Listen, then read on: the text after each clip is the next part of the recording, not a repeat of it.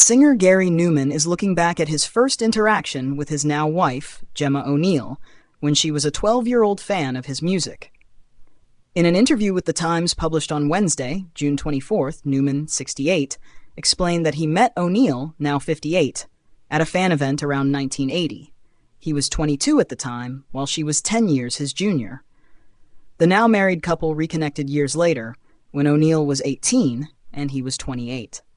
The Cars singer said he contacted a fan club that O'Neill was part of in 1992 so that he could get her phone number and offer his condolences for her mother's death. "That's how I attracted her, which I think is illegal now," he quipped.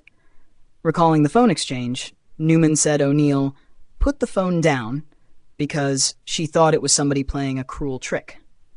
When he called her back, she quizzed the former Tubeway Army frontman to make sure it was really him. Numan then took O'Neill on their first date. "I took her to a little chef because I'm very down to earth. I don't do all that flash, rich man, pop star stuff," he explained.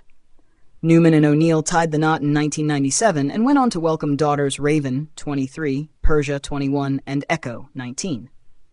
O'Neill previously shared her perspective on the start of her romance with Numan in a 1997 interview with The Independent. "My big brother Shane was always buying albums. One day, I went past his bedroom and saw the back cover of Gary's first Tubeway Army album," she recalled.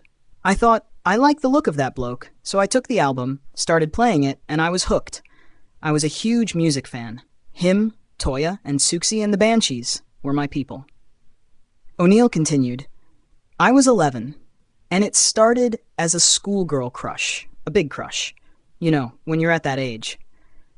I first met Gary around my 12th birthday. My dad worked at Warner Bros., which the Beggar's Banquet label belonged to, and he arranged for me to meet Gary and get a single autographed.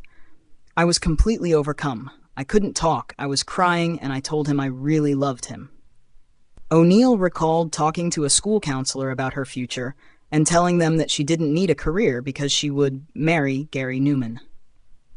She remembered their first date as really cute and noted that as they saw each other more, her schoolgirl crush turned quite quickly into real feelings.